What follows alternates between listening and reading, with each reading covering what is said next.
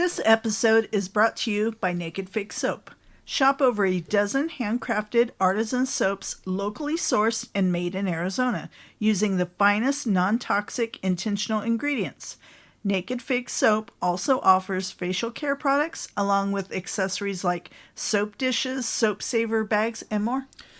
Visit their website at nakedfigsoap.com and use code DRUMMINGUP, all one word, for 20% off online orders. And that is the best place to find her now. Yes. She doesn't really have a storefront so much as she has As of right now. Yeah, as of right now, Yes. she has her products in certain locations, Yes. which again is the best place to find her is at her nakedfigsoap.com website. Yes. Or her socials. Instagram is a great spot to find her.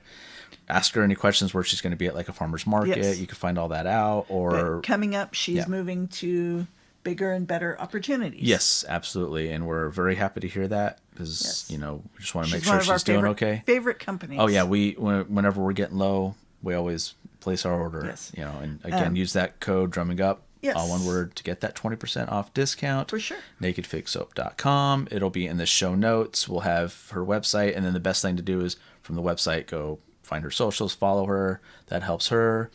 And by you doing that, it helps us because we know you're listening and we know you're buying her great products. She also offers tattoo care and everything too. Yes, so she does. just a ton of stuff that she does. It's all locally made and everything. So what was that website again? That is nakedfigsoap.com. Using code drumming Drumming up, Up. all one word, for 20% off at checkout. Hi there, this is Julian of Gorad, and you are listening to Drumming Up Conversation. Hell yeah. Drumming up conversation. Drumming up, yeah. Drumming up, yeah. Drumming up, yeah. Conversation. Drumming up, yeah. Drumming up, yeah. Drumming up, yeah. Conversation. Drumming up, yeah. Drumming up, yeah. Drumming up, yeah. Conversation. Drumming up, yeah. Drumming up, yeah. Drumming up, yeah. Conversation. Yeah.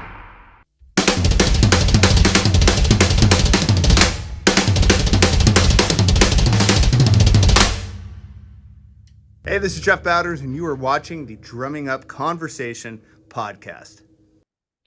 Hello and welcome to Drumming Up Conversation. I'm Justin Wood. I'm Andrea Wood. Intro and outro music is provided by Arizona prog metal band Temporal Displacement.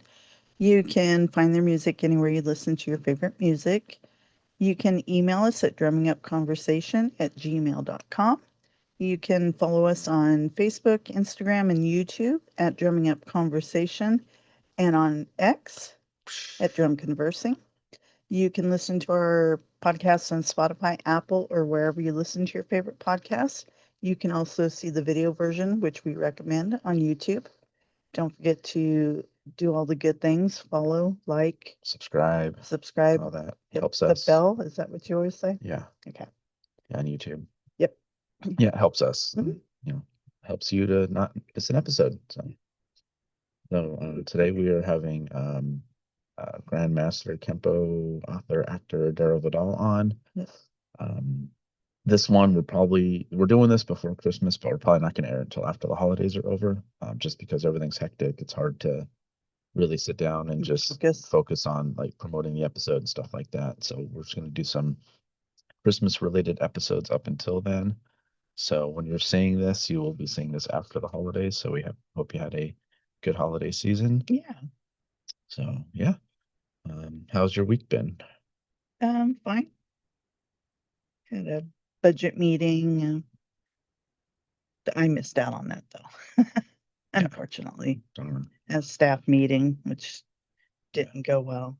Stupid. Yeah. Just a reminder not to go to those things. So Yeah. Don't go to office Christmas parties. yep. Even if you don't, you still get punished for it. But Yeah. I learned a lot working in California. Don't get personally involved with anybody you work with outside of work. mhm. Yeah. You're there to work, not to be best friends or whatever, you know. I mean, it works for some people. I just got burned really bad in California Yeah. on the friendship side. So, Yeah. How about you? Fine. What was going on in the world of aircrafts this week? Not much. You got a nice gift from your boss, Yeah. Or I call him my coworker. your coworker. But yeah, he's in the other building. Him and we've been talking a lot about music and stuff like that.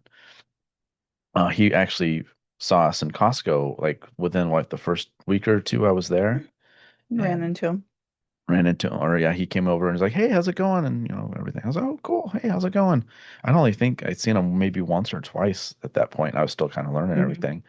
But it was really cool that he did that because he could have just blown it off and not said anything. Right. And so we've just been really talking a lot since then. And we're big music fans and everything. And we're, excuse me, still have that cough. Mhm. We were talking music, and I was telling him that we're friends with Chad Gracie of Live and all that. So he said he had uh, like a 4-song CD that he got way, way back in the day that someone gave him. And he checked it out. And, a couple of years later, they're huge with, their Throwing Copper album. And I was like, oh, that's gonna be really cool, man. It's like, I could always see if get it autographed or something with it. And I don't know why that just did that. Lovely. Guess let's just get it out of the way now.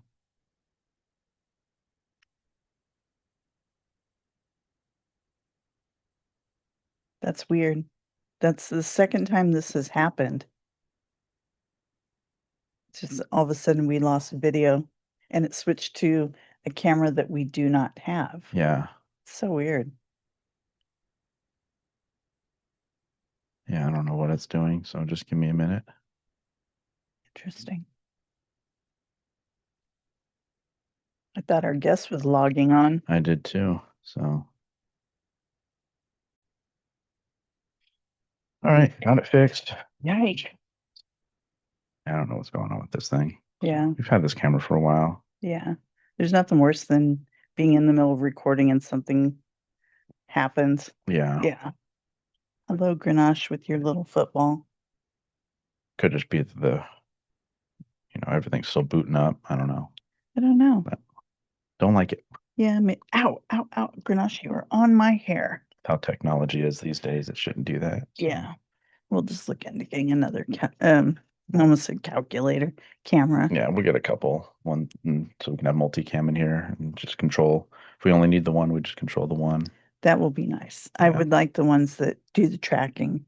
Mm-hmm. I think that'd be cool. Oh, that whoever's talking. Yeah. Yeah. Follows you. Yeah. As long as it has good range. Oh, for sure. Because I want to put them a little further out and they can zoom in. Mhm. So yeah. What are you doing, Grenache? Huh? What are you doing, baby?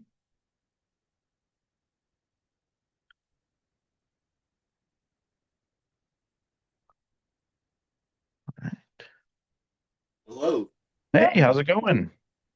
Going well. Thank you for joining us. Yeah, this time. Yeah. It's all good. It's all right. It happens. Yeah, it does. It does. Usually I get up early and then that morning I just slept way past. I was like, it wasn't even 8 o'clock. It was 8 o'clock by the time I realized what happened. I was like, Yeah. That's It's all right.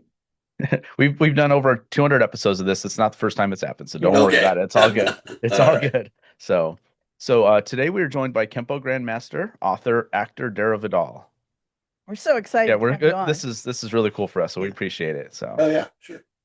and obviously our little girl's joining us. Yeah. She loves to do that. All right. What's her name?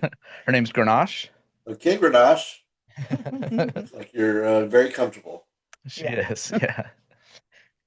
So where are you from and where are you located now? Oh, born and raised in California, San Okay. Diego, and live in Murrieta, California right now, which is just about an hour north of San Diego. Oh, okay. Very Nice. cool. Very cool. What got you into karate? Probably just being a little Asian dude in the 70s. I lived here in San Diego. There are a lot of Filipino people because of the Mhm. Navy, and so we did play our share of sports, baseball, football in the streets, but for a smaller person who's not going to become a big person, I think martial arts has an attraction, individual sport, or not necessarily a team sport. You do it on your own. And then obviously back in the 70s, kung fu movies, karate movies were a big deal. So Right. it was just seeing all that all the time, it definitely made me want to study martial arts. There was a lot of exposure to it as a kid, and had an affinity for it. I felt like it was right up my alley. So that's, Very cool. And who taught you? yeah, I took my first real karate class when I was like 13 in Chino, which is another city in California here. And his name is Joe Rosas. He's the Grandmaster above me.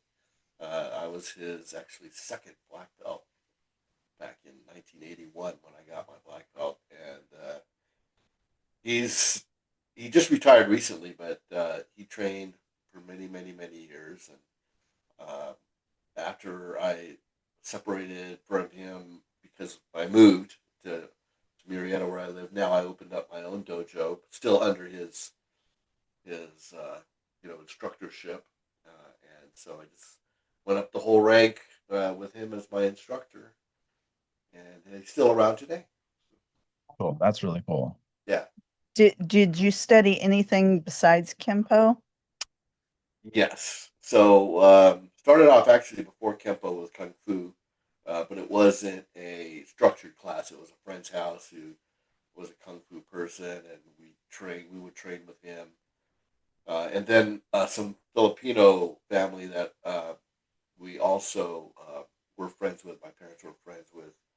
Their father was what we called at the time a faith healer. He was really like potion. He would do potion rubs, and uh, different types of massage therapy. He was really like a chiropractor, but we called him a faith healer, and so they would also he and his boys would be doing eskrima, which is the Filipino stick fighting, which I've studied, and so those are the different things I was exposed to earlier, and then as I got older, started to learn more about Bruce Lee.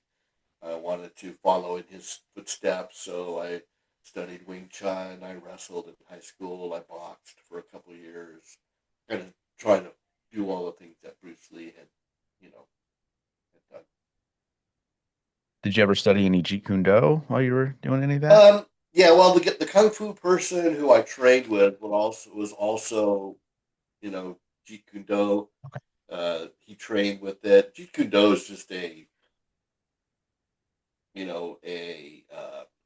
how would you say, a conglomeration of all those things I described. Mhm. Filipino stick fighting, wrestling, boxing. Bruce Lee incorporated a lot of boxing Mhm. and into Jeet Kune Do, and even called his kung fu Chinese boxing. Okay. So yeah, those were kind of all the things that led into it. But yeah, definitely boxing. When I was 17 or 18, a brown belt, getting ready to test for my black belt, was one of the main things that I kind of went off on. Really changed the way you look at martial arts. Uh, so yeah, I answered your question. Okay. Yeah. Very cool. Yeah. Yeah. And what made you decide to open a Kempo school? And how long have you had the school? Okay, so I trained with my instructor from the beginning, 70s, all the way Mhm. up until I moved away from Murrieta. So I had gotten my first, second degree black belt training with him, and then when we moved to Murrieta, which is only like an hour and a half away, but too far to continue going to his dojo. Uh, I followed in his footsteps. Now, when I trained with him, he did his studio through the Chino Parks and Rec department, and so Parks and Rec is kind of like, you know, Daniel jokes about it in Karate Kid, right? He says, "I don't want to take it from the Y," but I always kind of felt like training at the Parks and Rec was kind of like training at the Y. But I quickly realized that it's got nothing to do with that. It's got to do with the instructor and how he teaches. Yeah. So I learned that, understood that, and um, there's a whole being part of the community factor in teaching through that. So when I moved and came to Murrieta, it was a new city back in '94, and not even still part of like a community area that was growing. And my wife and I, she teaches dance, so went to the Parks and Rec department even before it was a city, and we were the first two instructors in the new Parks and Rec department. So she teaches dance and still does, and I started my karate class here. So that's 90. So we're like on 36 years, 37 years. That's Wow. really cool. Yeah. Congratulations.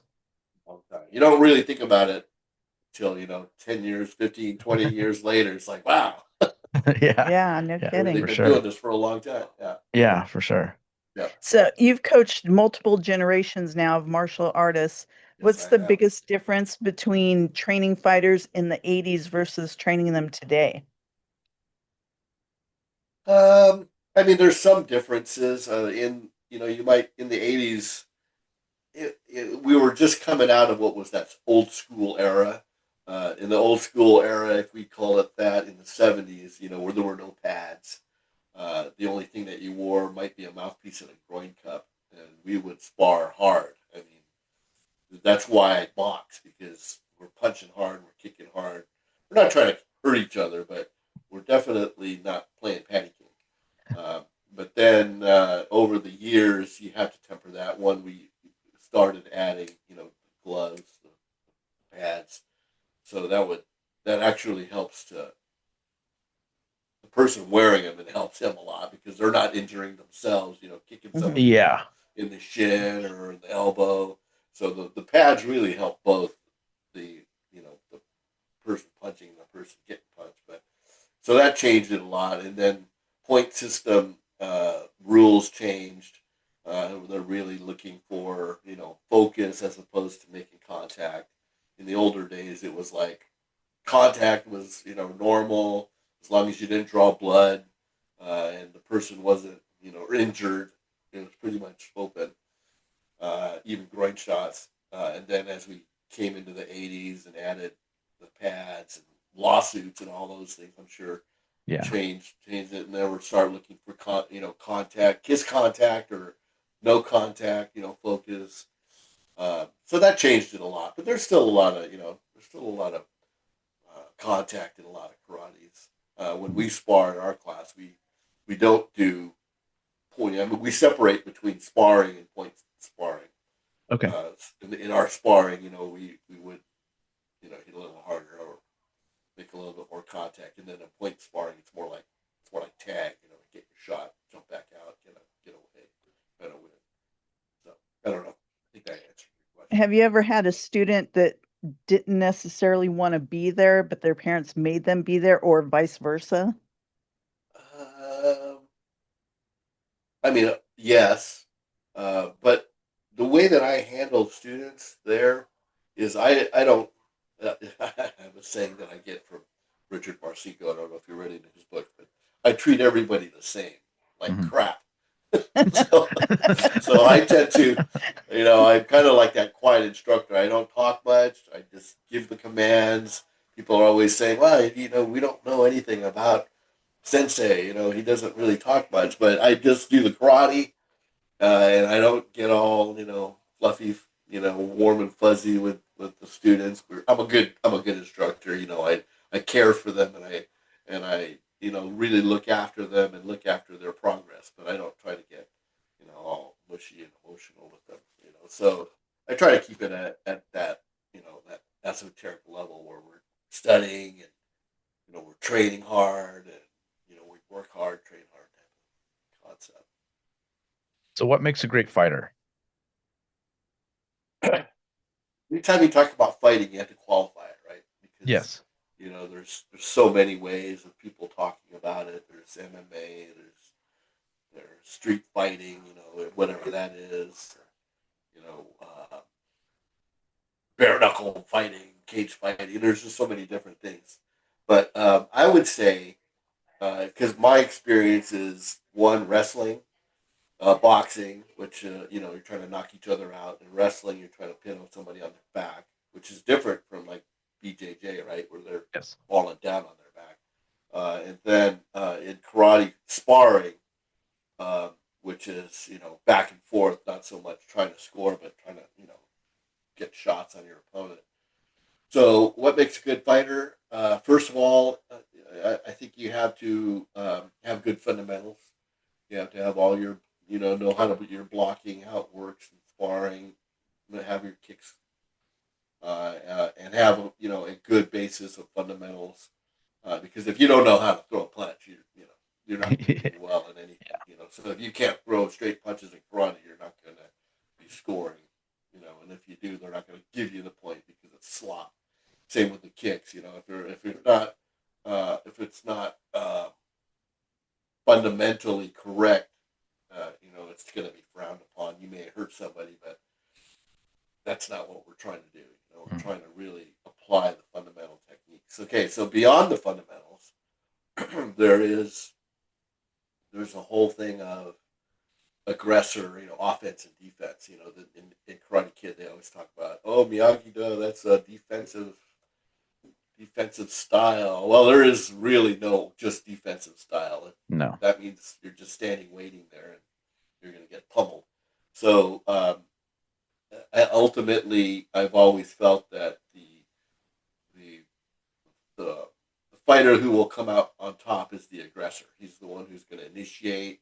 He's going to be looking for the counter. He's going to be, back on top of it if he gets pushed back. So it's really the person who's taking up the tempo, who's trying to control the fight, and being more or less the aggressor. I mean, it's not always like that. Sometimes, we're sparring and maybe I'm tired, or maybe I'm going to let this person do what they're going to do, and then I'll just work the counter. But ultimately, a good fighter can fight any way he wants. He can fight according to his opponent. He can forget about his opponent and just plow through him and blast. He has the ability and the control to fight this person any way he wants. I don't know if that makes sense. I think that's what makes a great fighter. Yeah, agreed. Yeah, technique and discipline, pretty much. So yeah. And if you take that to MMA, it really applies. Good fundamentals, timing, aggression. That's what's gonna win in an MMA fight, no matter what style. Yeah, for sure.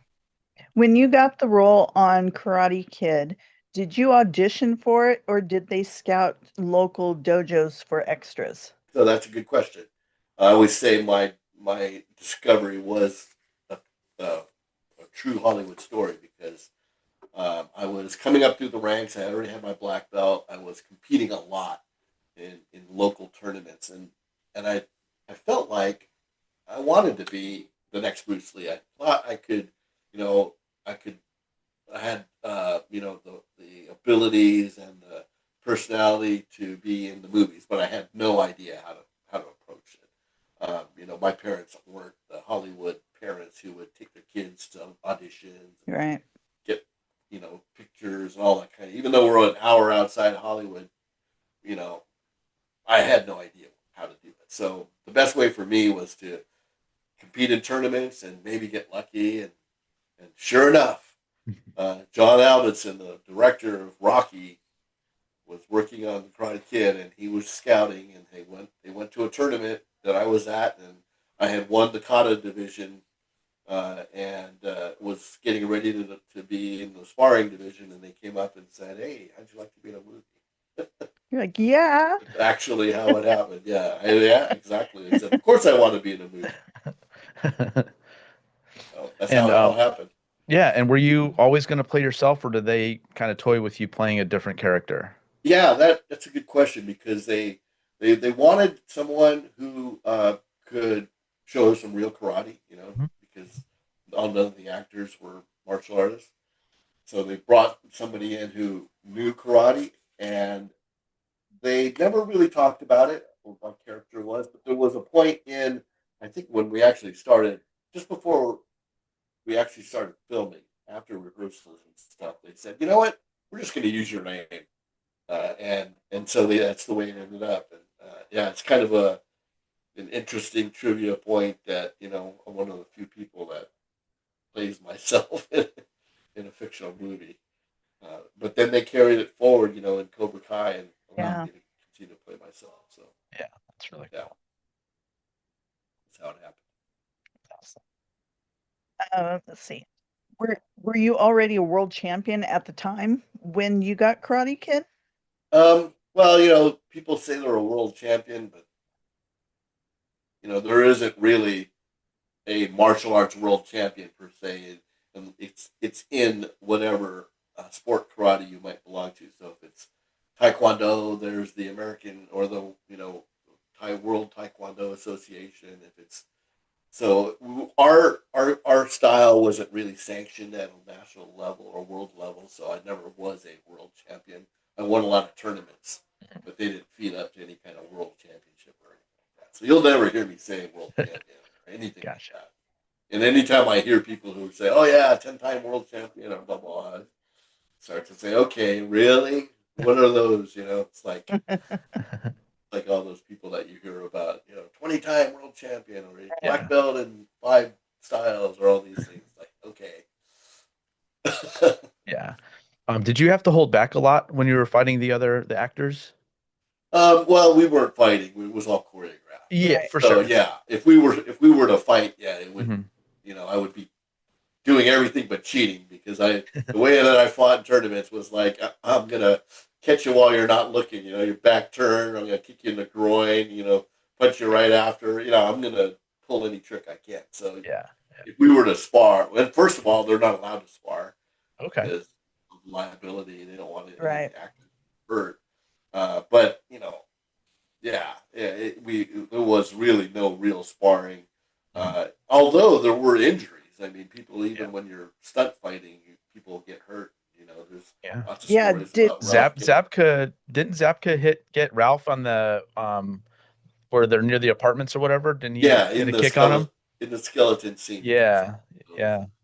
I don't know if he broke his nose. He may have got a bloody nose, but yeah, right. that happened. There was a lot of that. I think there were other injuries that came around. I know that in Cobra Kai, there's been a lot of injuries. Yeah. Because a lot of those guys are trying to do stunts on their own. But yeah, it happens a lot. Try to avoid that. Who was the best choreographed out of the group? Say that again. Who was the best choreographed since it's not real fighting? Who had the best choreography that looked accurate? Okay, good. Yeah, I would say that Johnny, Billy Zabka, he was very athletic, so he did a great job. Um, he kind of looked like he knows what he's doing in the movie. Unfortunately, Ralph doesn't look like he knows any karate and still doesn't look like he knows any karate. I hope he doesn't see that, but yeah, Ralph was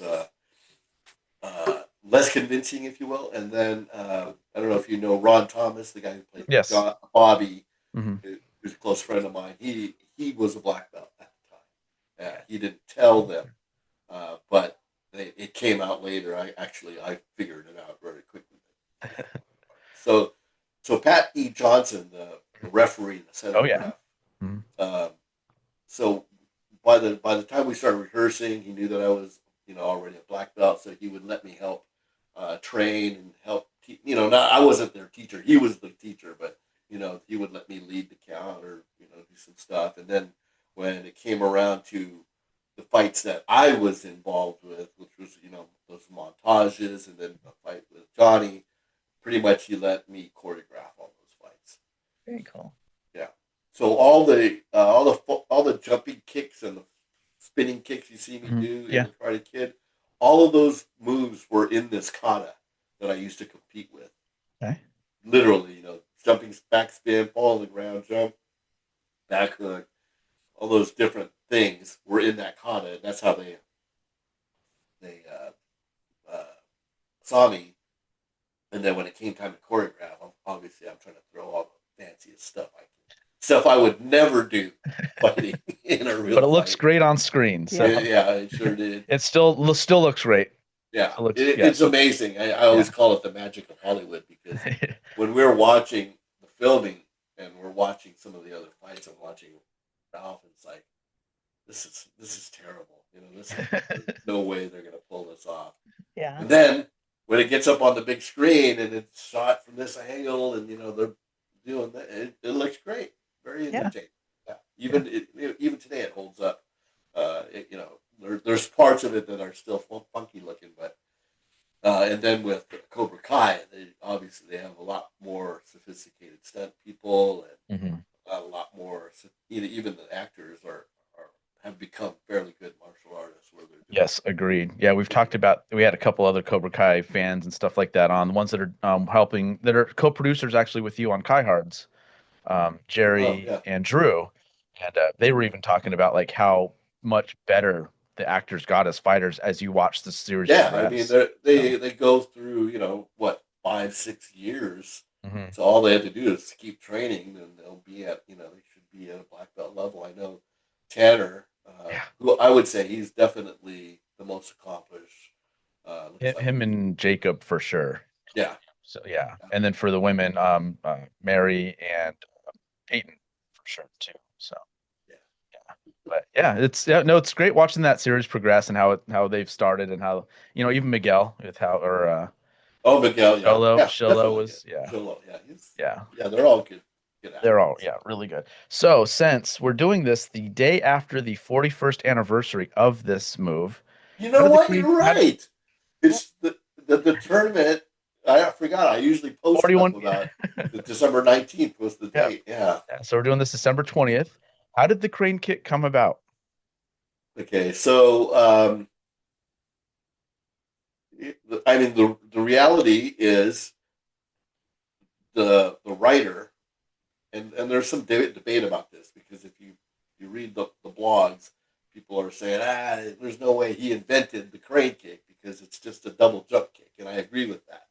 The crane, the kick part of it is we called it a double jump kick. There's a lot of different names for it, where you're basically bringing one knee up, faking, and then kicking with the other leg. And when they came to me about this, we're rehearsing. As far as I know, I'm going to be a tournament competitor, and then the director and the writer and Pat Johnson come to me and say, well, we want you to do another part in this movie. There's this part where, you know, if you look at all the Kung Fu movies, sometimes you'll see him balancing on a pole or something and doing stuff, you know, training on top of it, demonstrating amazing balance. So that was the idea. The kid's going to get his leg hurt, so he's going to have to stand on one leg, and then he's going to do this technique, which the writer described as jumping, having one leg up because it's injured, and jumping from his other leg, kicking, and then landing on the leg. And I listen and I go, okay, we could do a double jump kick, but what he's describing is different. Mm-hmm. And then they said, oh yeah, we're going to do it on top of this log, a post. So I said, okay. Now the only way I could figure out how to jump from one leg kick and land on the same leg was to basically run and do it, which you can't do on top of a post. So they said, okay, go work on it. And I was at the rehearsal hall and actually talked to Ron about it. Ron Thomas, I don't think, I'm going to try to tell him that this will work, you know, the double jump kick. So after that, I got back with them and I said, look, I think this is how we should do it. And I showed them how the double jump kick works. And I said, after we do the kick, I just switch back, and now we're back in the original position. They said, that looks great. What about your hands? You got to do something with your hands. I said, okay, so start off this. This is a Wing Chun guard, by the way, Kung Fu style. And then come down, come up, arms out, you know, which I would never do, right? If I was going to stand on one leg with the arms out. I actually said that. I go, why would you ever do that? And they said, because it's the crane kick. I said, okay, better shut my mouth and do what I'm told. That's one thing I learned about Hollywood very quickly. Yeah. Shut up and do what you're told. So I did that, created that, and that's the crane kick. Okay. Yeah, and it has caused a lot of dissension. I have people come to me and say, you didn't invent that, blah, blah, blah. We have that in White Lotus karate, or there's a kung fu that's actually called crane style, and they have a stance where one leg is up, but it's not like this, Yeah. Yeah. So when I have a great story where I wanted to get, this was like 20 years after the movie came out, and I had a T-shirt and an old script that I had found in my closet after all this time, and I contacted John Albertson, who was still around. He would send me Christmas cards, made himself available. So I met with him, and he signed my shirt and my script, and he actually made a little video that said, "Hey, this is Darryl. He's the inventor of the crane kick." And so I just took that and said, "Hey, yeah, the director said I invented it, so I invented it." Awesome. And Mark Kamen, the writer, would attest to that. And so I use it. Yeah, no, we don't deny it. I mean, you were the one that was on the beach in the shot that was supposed to be Miyagi, and that's you. So, and it is a different style of the double kick and everything. It is how you're landing and repositioning is totally different than that, because again, you're foreshadowing what's coming later when he hurts his leg and he can't stand on it, and he has to be on and off of it as quick as you can even think about it. So. Wow, you've got the analysis on the yeah. I've seen it thousands of times. That's still my movie for any time. And the move is so iconic. You see it everywhere. Football players do it after touchdown. It's amazing. Yeah. The staying power of it. College basketball players have done it. And, it cracks me up whenever Rhea, I don't know if you watch wrestling, but Rhea Ripley kind of does a version of it when she comes out for her entrance. Oh, no, I don't. Yeah. I'll have to check that out. I'm sure I can find a snippet of it somewhere. Yeah. It's really cool. It's a different version. She does this, then brings her legs up her leg up and slams it down, but it's very crane technique for sure. Reminiscent, huh? It is. Yeah. And I have to admire your shirts. I can see that. Oh yes. You've got your Miyagi-Do and your what is it? Yeah, he has sweats on. I mean, we have our oh my God, Miyagi-Do tattoos, our Cobra Kai tattoos. Those are real tattoos? Yes. Oh yeah. Yes.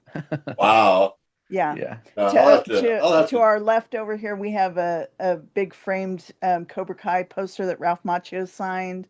We have our stuff back here. We have action figures. Yeah. You sure do. Wow. You really get the Funko Pops back there? We do. Yeah. Yeah. We're just a little bit of fans. So yeah, I guess so. I'll have to send you guys something for your collection. That'd be great. We would love that. Absolutely. Really cool. So were you the only one that worked with Ralph to train him for that? In terms of the crane kick in itself, me and Pat Johnson. I mean, it was interesting because you've probably heard this, that Pat Johnson trained the Cobra Kais, and I was with them in the morning or whatever, and then the other half of the day he would train Pat and Rita and Ralph separately, and kind of teach them their own, quote unquote Miyagi style. They didn't call it back that, but they had a different name for it. And so they trained in their own method, and then it actually, they're trying to build up a little, competitiveness between the Cobra Kai and Ralph, which I think showed. So, what was your question? Were you the only one that worked with Ralph Macchio to teach him the crane kick? No, I mean, in terms of this is how we're going to do it, yes. I mean, basically, after we decided that that's what we're going to do, we went off to the side and I showed him how to do it. It's pretty easy actually. So, and he did do it on top of the post. Yes. So he did have to practice that, but he didn't do it. Were you happy with how it came out, with how Ralph did it? Well, I mean, yes. I think he could have done a lot better because he was purposely trying to make it look like he was struggling. And so, he did a good job with it, I would say. Yeah. I mean, but you recognize recognize that when he's doing it on the post, he's trying to make it look like it's left. He's less adept. Yes. When it comes down to the tournament, he comes up, he's standing there. Johnny rushes in, of course, the fatal move, and he does gets it up to his face level just fine. That was the biggest thing: is could he kick high enough? Mm-hmm. And along with the jump and the kick, he did a great job. Yeah, I agree. And earlier you had said that you would never open yourself up in a real fight. Is that why the Johnny rushing him worked? Because that's what you would have been taught, is to, when you see that, you rush after them? Well, two things. If his arms were not engaged in the fight, outside of this cover position, and if he's standing on one leg, Yeah. I mean, you basically are, standing still. Although you could run into a kick. Exactly. So you just gotta, bum rush him, and even if you get kicked, you're gonna knock him over. But yeah, it's a good culmination to the a great way to win it. For sure. Yeah. Well, I mean, this many years later, we're still talking about it. I know. You said people are still doing it all the time. It's so amazing. Yeah. Did you enjoy working with Pat Johnson? Oh, it was the opportunity of a lifetime. These people, Pat Johnson, Fumio Demura, who was the other stunt. Oh yeah. Oh yes. These people were already legends when I was coming up the ranks. I didn't know Pat Johnson by name, but I knew that he was part of Chuck Norris's Tom Sudo team, and of course Chuck Norris and all these guys. They were like famous. So yeah, loved working with him. Pat Johnson and I became very close for that time that we were together, and continued to stay in contact somewhat. Before Facebook, it was kind of a void. For the first 20 years after the Karate Kid came out, it would only show on television, so it was still hanging out there. But I wasn't in show business at all. I mean, I basically did that and then went back to my private life. So it wasn't until 20 years later where I started to, go to events and see these guys, and still maintain a great relationship. I went and visited Pat Johnson a few years back before he passed away, and we had a great visit, spent some time together. There were a couple other times, but amazing person, amazing man. He was great in his role. Like, you can tell he was no nonsense, and how he handled that, and just, it was great that they let him do that too. It was, and that's that's how it was. It was like, okay, you're the guy, you're the advisor, you're the stunt coordinator. Now you're the center ref, very experienced, so he ran the show. Because it looks so natural, because he was coaching them while they're acting, and it looked like it was like you're actually at the event as opposed to watching a movie. Exactly. That just shows how great he was. And not only that, I don't know if you know this, but they actually held 3 Karate Kid tournaments around that time, so that it built up the name. It would get real competitors. So some of the footage that you see is real tournament, interaction between others. So if you look at the other rings going around, they're running them just like they're a real tournament, but they weren't competing. But they had 2 other tournaments where they actually did compete, and they brought the actors there to see how it looks. And so yeah, they really made a concerted attempt to make it as realistic as possible, except for the fact that by this time in the 80s, we were already fighting with pads. So we would have had pads, mouthpieces. There would have been a lot more limited face contact, because there's a lot of, that was it a legal kick or not legal? He ran into his foot. I love that in the series too. Like, he ran into my foot. And it was the best. I mean, to me, that was brilliant, because it just raised that whole question of, wait a minute, you mean all these years he would have been disqualified? Or I think it was hilarious. It was a great job. I mean, it really raise the awareness of, oh, that wasn't illegal. That was illegal at the time. I love that. I really thought it was brilliant. And we like too that they, and I don't know whose idea this was, but bringing you back as kind of the Pat Johnson role in the last, as the ref in the Sakai Taikai. Yeah. Was that was brilliant. It was an honor. It was, what's the word? An homage. Yes. To Pat Johnson. So it was at all those levels they had planned this. And here's a great story for you. The writer who wrote that episode, his name is Chris Rafferty. He wrote 13 and 14, I think, of the last season. 13 is the one where they have the ghosts come back. Yeah, 13 is also the one where William Zabka, I think, should have won an award for. Yeah.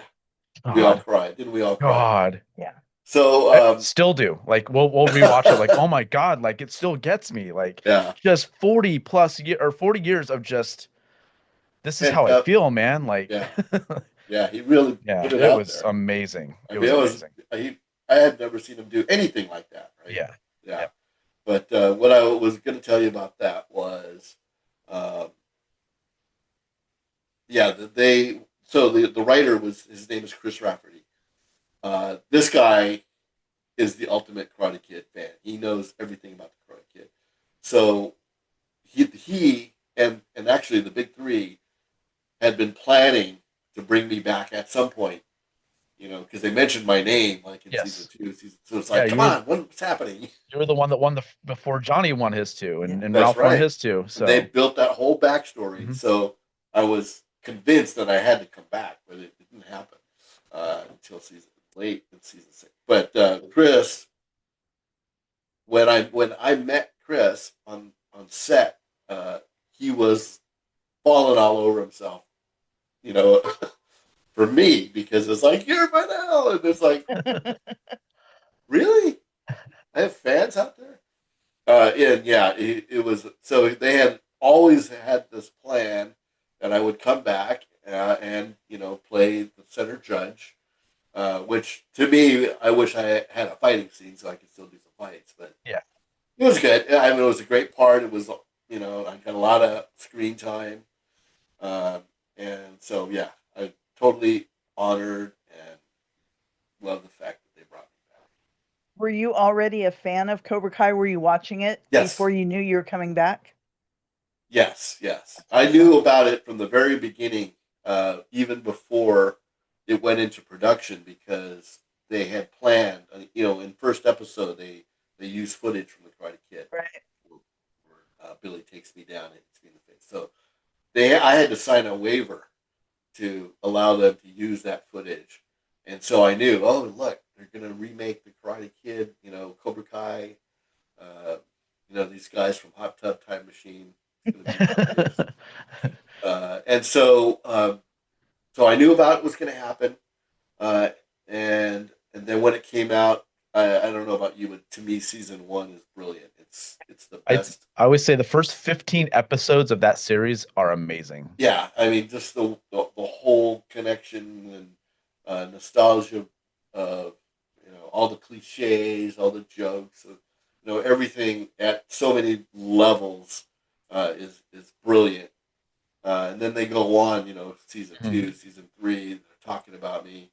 It's like, they got to bring me back. And then you see them bringing other people back. They brought back the little girl from the tree, And it's like, if they brought her back, what's happening? They bring the mom back. They bring Tamlin if not for back. me, they're not here right now. Yeah.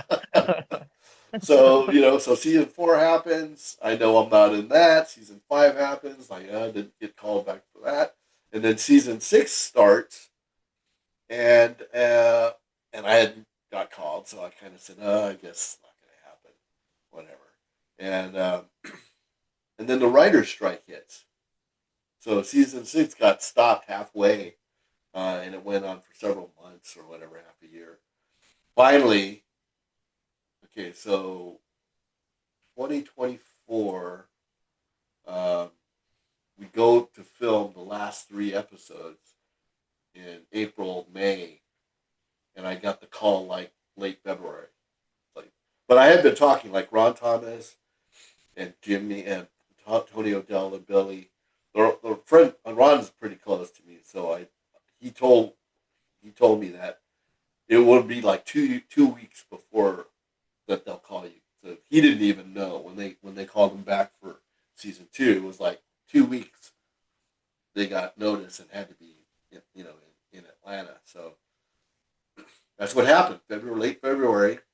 Actually, I got a call from Michelle Kane. Sean Kanan's wife is kind of like my manager. Oh, cool. Okay. Okay. Yeah, Sean and I are good friends. And so she calls me and says, "Hey, getting the call. You got to be in Atlanta." So here I am. I'm ready to go. They made some arrangements with work and first class treatment. Nice. Out to the studios in Atlanta, and the rest of the history was made with the closing. Yeah. Yeah. Did you like how they treated Ron's character as like the pastor and all that, and the whole banter? Yeah. I'm not a priest, I'm a pastor, and all Yeah, that. it's there were so many things that they did with the show is Yeah. brilliant, and Yeah. that definitely was, because I always thought of Ron as the good Cobra, right? I would always tease him. I say, "I know all your lines." "Oh, I'm sorry, Daniel. I didn't mean it." And he's had enough. So But I'll be disqualified. Yeah. That's right. Well, exactly. So I always throw those at him, and he makes fun of me, and he'll say, "Well, at least I had a line," and that's true. We joke about that, and he became one of our regular favorites. He wasn't on a lot, but when he was on, it counted, kind of a thing. Like he married Carmen and Johnny and all That's that, right. which was really cool. And that was just a very emotional scene as well, and just all great. And he's that kind of a guy. He's a really good guy, and so he fills that spot really well. Awesome. Good job on that. Yeah, he seems like a good dude. So yeah, he cracks us up whenever he's like, I'm not a priest, I'm a pastor. I'm a pastor. I just love that. Now, have you interviewed Ron or any of these guys? We've reached out. We haven't gotten response yet. We would love to have him on. Yeah, that'd be awesome. Yeah. Let me know. I can, because I talk to him fairly regularly. Okay. And Sean Kanan, good friend, Yes. and also William Christopher Ford. You know who he is? Oh yes, yeah. Oh, he had a great role in that series too. So trivia. He and I knew each other because we used to compete at karate even before the Karate Kid. Mhm. We were like, I think I'm older than him, so I was like 15. He was probably 14, and we would see each other at tournaments. And then when this all happened, I said, "Hey, Chris, he goes by William these days, but I'm going to be in this movie. It's kind of a stupid name, but." And then 3 years later, he ends up being in Karate Kid 3. So 3, yeah. kind of a For good sure. thing for both of us. That's So really cool. if you want to hook up with them, I can definitely. Okay. Very cool. Yeah, for sure. We appreciate that. Yeah. Absolutely. So how did you get involved with being a producer for Kai Hards? Oh, well, whenever these things come out, I always watch them and see what's going on and try to support them. It's I don't have like money to blow, but I do like to see people doing things with the Karate Kid remembrance. So Kai Hards, one of the director is named Kayvon. Yeah, Derek Kayvon. Yeah. And he actually had approached me about one of his earlier endeavors, which is the real Miyagi. I don't know. Great. He tried to get in touch with me, and I wasn't available, so that got made. And I really feel like I should have been in it because that's kind of like part of the real Miyagi. You were. Yeah. But that happened, and that was great. And then so when Kai Hard was being produced, I looked at that and said, "Hey, we want to support this." So I'm supporting. I contacted Kevin, who I kind of got to know Mhm. Cincinnati. Yeah, we had him on. What a story he has. Yeah. Wow. Oh So, yeah, yeah, he was great to talk to for sure. And for Drew Raskins, have you seen his YouTube recreating the very first episode of Cobra Kai? of Cobra Kai. No. I have Oh, not. it's hilarious. It's almost a one-person show where he recreates the first Scene for episode. scene. It's amazing. Really? It So is so funny. doesn't he go by Cobra Kai Kid or something? Yes. Yeah. Yes. Okay. I'll have to look that up. Yeah, it's hilarious. It's hilarious. We'll put it on every once in a while and just like, oh my God. It's so great because it's like He plays almost every character. He has everything down. He puts the music in it. When he's driving in the car Really? and head games is going and all. Yeah. Oh man, It's- the things that people are, they're so creative. Yeah. The fan art, Mhm. you know, kids like him, it's just amazing. And there's so many of them that are doing stuff like that. And it's great for me to see that someone that age is into it as I am when I grew up with the Karate Kid and all that. It's like that's Right. great because then All right. 20 more years down the road, he's going to introduce his kids to it, and it's just going to never never You know die. what? Which Cobra Kai never dies, but you know. It was one of the most amazing experiences for me was when I got on set in Atlanta at the Netflix crew. Is that all the actors, the young kids, knew who I was, and it was like, Awesome. "Oh, you're Vidal," blah blah blah. And it's like I was dumbfounded that Mary Mauser and Mhm. you know Tanner and Jolo, you know, not only did they know who I was, but they're such nice kids. They're Yeah. nice and polite, which is not what you would imagine. You know, you think that they're Yeah. stuck up, you know, full of themselves. But no, all these guys are very, very polite, you know, respectful, and they treated me really well. So yeah, only good things to say about them. That's Very awesome. cool. And who, in your opinion, is the best martial arts actor? Of Cobra Kai? Just all just Oh, in the anytime. world? In the world. In the world. Yep. Like all the actors that have been martial artists, who would you say would like is impressed you the most? This is a very difficult question because you know that martial artists aren't actors. So I think by means of the fact that if someone started as a martial arts and then became an actor, they're probably not a very good actor.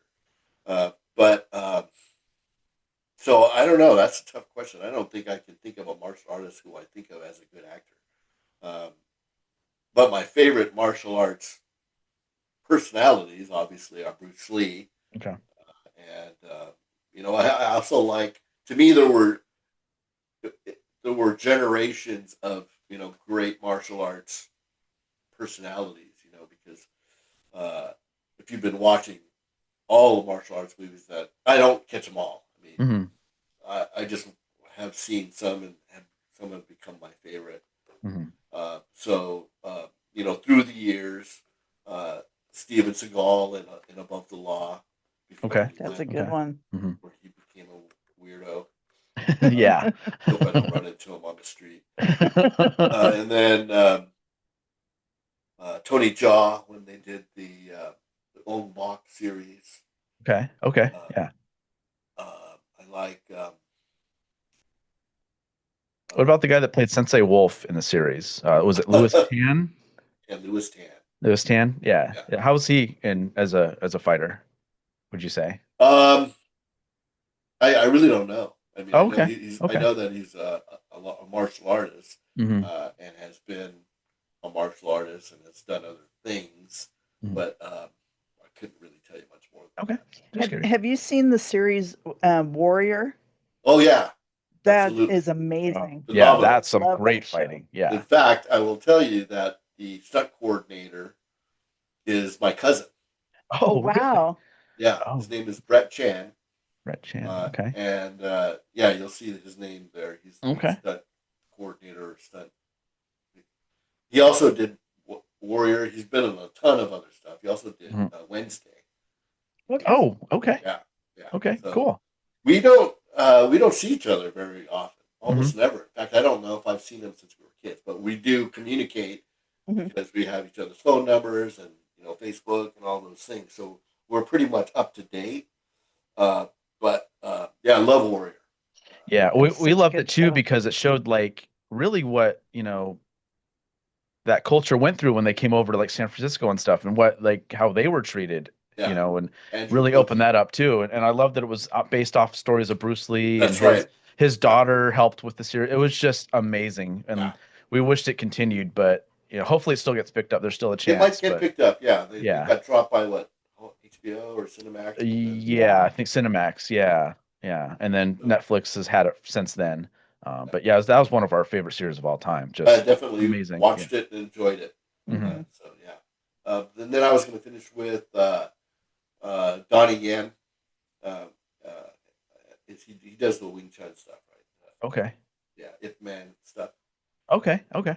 Yeah, see, I'm still kind of a Wing Chun. I Hmm. still dabble in it, and he's definitely a great talent with Wing Chun. So I like watching those. Yeah, That's and about it. Pat Morita did a little Wing Chun when he was after he put Silver through the mirror, right? Didn't he do the wah thing? Isn't that kind of a Yeah, I don't know what you would call that. Ooh. Wah! I love that. Yeah, I always teach my karate students that this is not how we keep. We can't, I guess. Uh, Oh man, I love that. how many books have you written? Oh wow, well, that's a hell of a question out of left field. A ton. A Let's ton. see, Yeah. because I've always wanted to write, and so like 30 years ago, I wrote my first novel, which is kind of a stupid book that I wrote called The Net Dude. But then my career is in education technology. I work for school districts and do technology stuff, and so I've got like at least 7 or 8 books in education technology. So if you go to Amazon, type in my name, you'll see all these weird books about project management and technology planning for schools and blah blah blah blah blah. But then since then, I've kind of expanded and I wrote another science fiction novel that's about AI. It's kind of like a Ready Player One type Okay. of story. I would love for somebody to pick that up and make a movie out of it because it is exactly something that could be like that. And again, it's all about AI, so Hmm. it's very timely. Mhm. Then I wrote a memoir about myself and my life because my son encouraged me to do it. I would typically never do that, but I was encouraged by the things that he told me. So that's out now. It's called The Crane and the Grandmaster, my Cool. memoir. Okay. And then more recently, I've actually started publishing books because as I get towards my retirement, I want to help people bring their books to the market. So That's that's kind awesome. of what I'm doing now. Very cool. Very cool. Okay. In closing, since Justin is a drummer and our podcast is called Drumming Up Conversation. Okay, let me stop you there. Okay. My oldest son is named Justin, and he's a drummer. Oh, Awesome. awesome. Yeah, he's actually Awesome. a multifaceted musician, but he started as a drummer. So Okay. when you said Justin the drummer, I said that's my son's Justin the drummer. Okay, so go ahead. I'm Awesome. sorry. Who are your favorite drummers? Oh, okay. So even though I can't play drums, I used to play bass in a band, and I would call myself somewhat musical, but my brothers are very musical. So that's why I knew my kids would be very musical because I know it runs. So Justin's a drummer, but he produces music and he plays all instruments. My other son, Brad, is a pianist, so he's a, like, classical and other stuff. Um, so your question was what is my what? Who are your favorite drummers? Oh, favorite drummer. Well, okay, Neil Peart, obviously. Awesome. Rush. He's got a Rush tattoo also. In fact, my oldest son Justin is taking me to Rush in 2026. Oh, cool. Oh, cool. Yeah. Nice. Very cool. And then Stuart Copeland, Yes. Awesome. The Police. Oh yeah. Um, who else? I mean, Nick Mason, Pink Floyd. But Okay. I don't. Yeah. I mean, to me, he's the perfect drummer for Pink Floyd. Even though I wouldn't say that his drumming stands out. John Bonham, obviously, for Led Zeppelin. Those are I'm a rock and roller, so Nice. So are we. Yeah. yeah, so that's where all that's coming from. So yeah, those were the standouts for me. Awesome. Cool. Very cool. Awesome. And where can our listeners find you and everything you do? Okay, well, thanks for that. Yeah. On Facebook, my Facebook is Vidal Kenpo, and I'm pretty approachable. As long as you're not trying to sell me something, I'll converse with you, and get like with you guys. I'll do an interview or whatever. Well, you gave us one of the most expensive commodities though, in your time, and we appreciate that. So that's absolutely. yeah. Well, I mean, we're all just fans, right? Yeah, for sure. And the way I look at it is, and I always tell this to my buddies who are in Hollywood, without fans, we're just a bunch of egos. So yeah, I appreciate that. But yeah, forgot what you asked me. But oh no, where our listeners. Oh yeah, yeah. Vidal Kenpo on Instagram. I have a really stupid name because I didn't understand how it worked at the time. So my handle on Instagram is Rock Breaker Boy. Yes. I used to break rocks. I'm at Brooklyn recently, but so Rock Breaker Boy, and then that's the main way. Yeah, Facebook and Instagram. Yeah. Okay. And where can they find like the books that you've written and the ones you're publishing? Where can they find that? They're all on Amazon. On Amazon, perfect. Yeah. Awesome. Type my name on Amazon, you'll see everything I've ever worked on.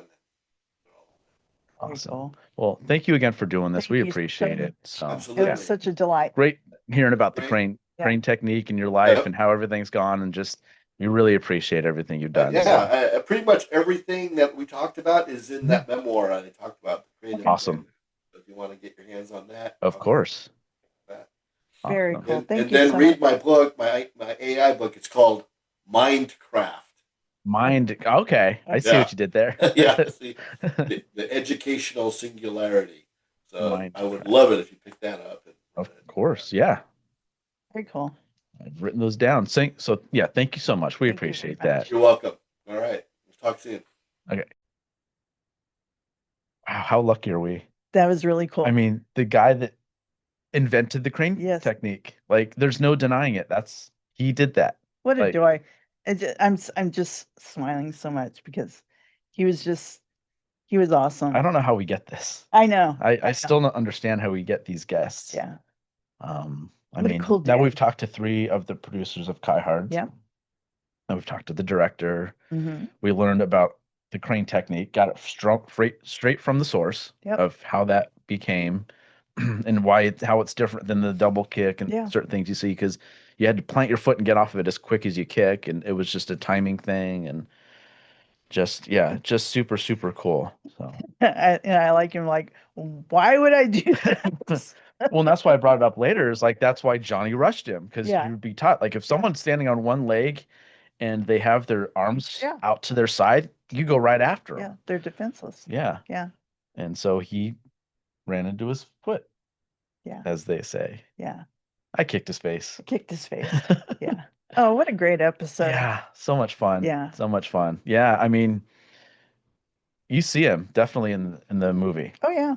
I was doing, like he said, I would never do this in a real fight, but it looks great, great on camera, and just whole montage. And he was, really like he was the 2-time champ before First All Valley champ. before Johnny was, and before LaRusso was, and all Mhm. that. So, I mean, if in the lore of it, Yeah. and then talking to him about Pat E. Johnson, because I know how much he helped with everybody on the set, and everyone never said a bad thing about the guy. Mhm. Like he was hard nosed, and he wanted, he just wanted it done right, and he knew what he was doing, and they respected him because he had worked with these other martial artists and stuff like that. And just to have Vidal, who worked directly with him and led some of these katas and stuff, which is really cool, to kind of pay homage and kind of play his role in the very last tournament ever of Cobra Kai. Yeah.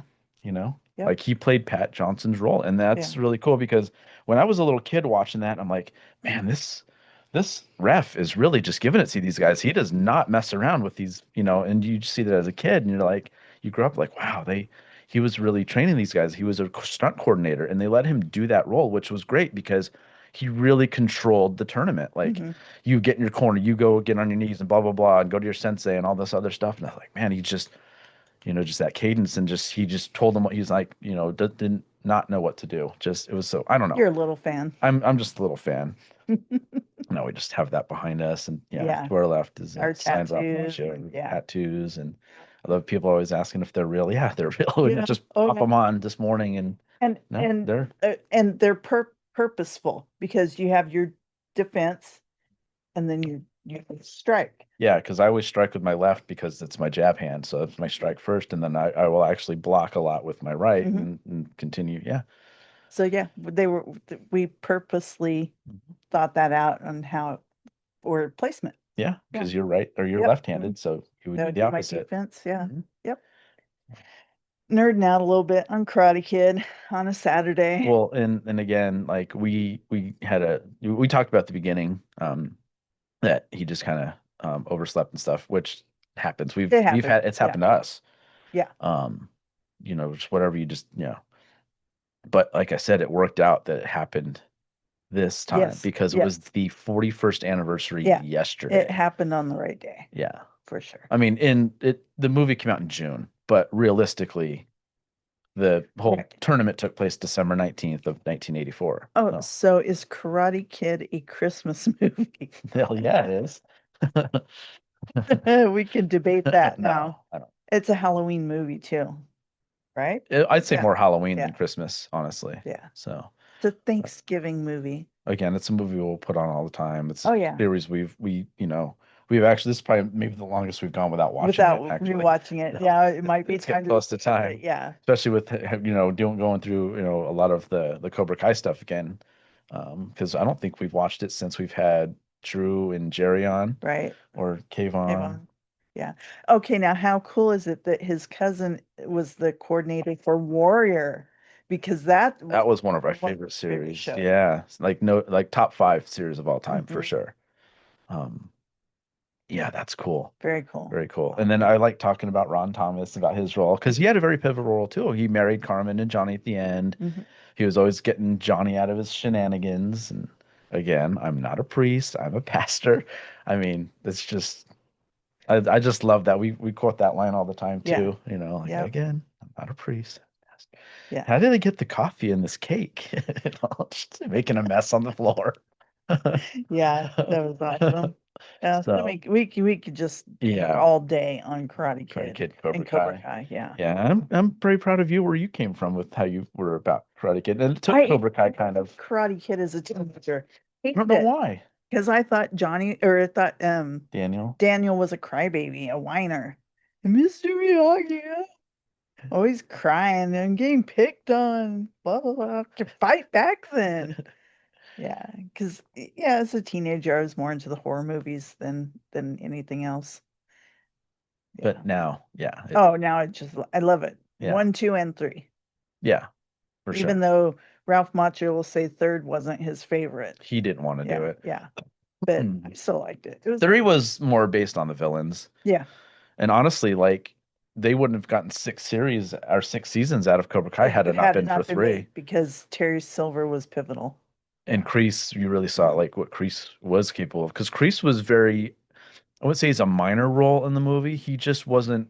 It was based on the teenagers, the high schoolers, Right? Or he didn't have a whole lot. And then 3 was really his shining moment. Because 2, he was only in at the very beginning, which is supposed to be the ending of the first anyway. Mhm. So it was definitely the movie for the villains. Yeah, for sure. And then Silver, one of the best, maybe the best villain of all. I mean, it was so bad that even Kreese was like, I got to take this guy out. Like when Kreese is doing that, you're pretty bad. He's intimidating looking. He is. Yeah. He's a real fighter too. Yeah. I should ask Vidal about that. Yeah. I should call him Darryl Vidal about Yeah, that. I know. I shouldn't say. I'm just used to him saying it like that on Cobra Kai. Yeah. So again, that's very cool. All of our guests are just amazing. There's just some times where it's like, I mean, I was 3 when Karate Kid came out, so that was a very pivotal movie for me. I was a teenager. You were Mr. Miyagi. But so I mean, I literally grew up with that movie. Yeah. And I mean, I got into karate because of it and studied all kinds of stuff. And, it's just like, I'm getting the guy that like that Johnny beat to face Daniel in the tournament. Mhm. Like, that's just, how did this happen? we're having conversations with him, and we're joking about it. Just I don't know. It's just the pinch me moment again with all this, and we're very thankful for all of our guests. I mean, this has just been a crazy ride, and it's just going to keep continuing. Yeah. And Even so, J-Ro telling us, did you know there's going to be a spinoff? We're like, really? He's like, no, I just made that up. because he knew he could fuck with us like that. And J-Lo. Yeah. So, Yeah. but those are that's another one. Chad Gracie and, Oh, yeah, and even J-Ro came out of that. Yeah. And I mean, I probably talked to J-Ro more than anyone else as far as people we've had on or Right. just met through the podcast. Yeah. Yeah. So, yeah, thank you for watching and listening and all that good stuff. We definitely recommend watching this. We recommend watching all the episodes that we have on there because there's just a lot of stuff that people do or we're doing gestures and stuff that you can't and hear. You get to see Grenache's shenanigans. Yeah. Usually she comes up halfway through. She did this early on and then got down. Yeah. So. All right. So intro and outro music is provided by Arizona prog metal band Temporal Displacement. You can find their music anywhere you listen to your favorite music. You can email us at drummingupconversation@gmail.com. You can follow us on Facebook, Instagram, and Spotify, or YouTube at Drumming Up Conversation, and on X at Drum Conversing. And you can listen to our audio versions of the podcasts on Spotify, Apple, or wherever you listen to your favorite podcasts. And you can watch our video version, which we recommend, on YouTube. And don't forget to do all the good things like subscribe, follow, tell a friend. Yeah. Yep. Awesome. For Drumming Up Conversation, I'm Justin Wood. I'm Andrea Wood. No mercy. Drumming up conversation.